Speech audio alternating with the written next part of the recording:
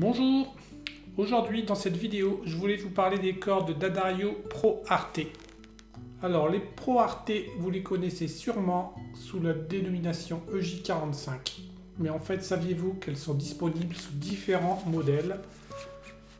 Et oui, ce n'est pas que les EJ45, je vais vous présenter différents modèles de la gamme car en fait Pro Arte c'est un peu une marque dans la marque chez D'Addario. Alors avant de vous présenter les différents modèles de la gamme Pro Arte, je voulais vous parler un peu du système de référence.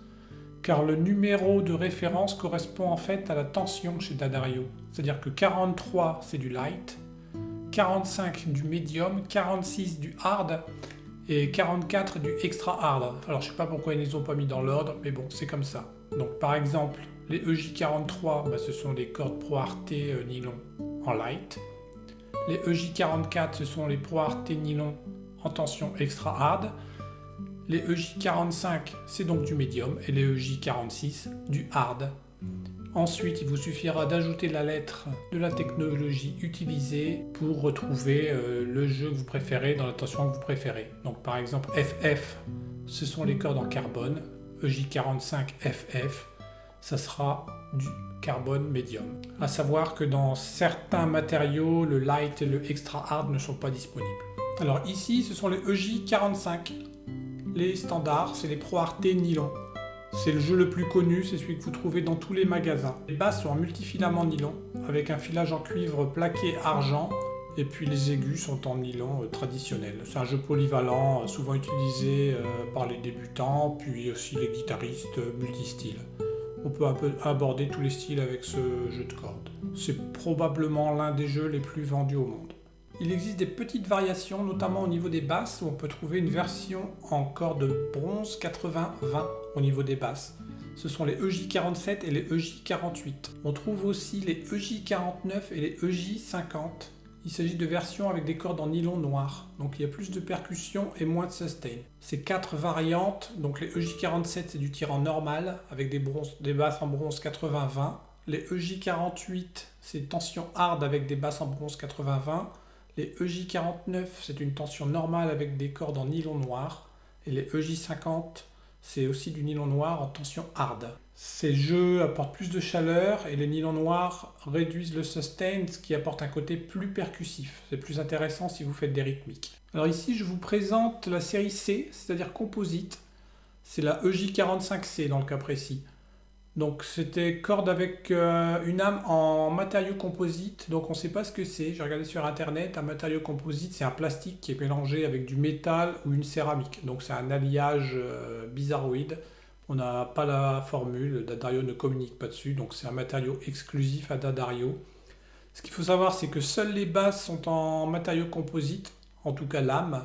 Après le filage c'est traditionnel.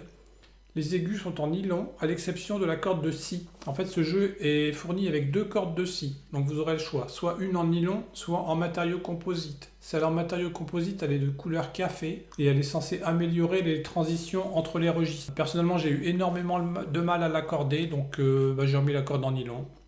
Je ne suis pas trop fan de ce jeu, c'est à tester, il y a des adeptes. Maintenant, c'est au tour du EJ45FF. Alors le FF, c'est les versions en carbone. Les jeux de cordes en carbone ont leurs adeptes. C'est de la fibre de carbone disponible qu'en deux tensions, médium et hard. Et les basses utilisent la technologie Dynacore. Donc d'après D'Addario, ces cordes ont une meilleure intonation et plus de bruyance. Donc elles projettent un son plus moderne et plus adapté au jeu des guitaristes actuels. Enfin là je cite D'Addario car je n'ai encore jamais utilisé ce jeu de cordes, donc je vais leur faire confiance et puis je mettrai l'article à jour quand je les aurai testés. Alors c'est maintenant au tour de la série TT, c'est-à-dire Dynacore Titanium. Ici ce sont les EJ46 TT. Donc on retrouve toujours le même code couleur, donc c'est un peu bleu si c'est les 46. La technologie Dynacore pour les basses, nous l'avons vu précédemment. Elle est aussi censée améliorer le jeu au pouce. Je pense qu'il y a un meilleur temps de réponse, la flexibilité est mieux étudiée. Et les cordes en nylon utilisent un alliage avec du titane. Donc si vous n'avez jamais testé, je trouve ça plutôt feutré et plutôt intéressant pour des univers plutôt intimes. D'Addario dit que c'est plus brillant.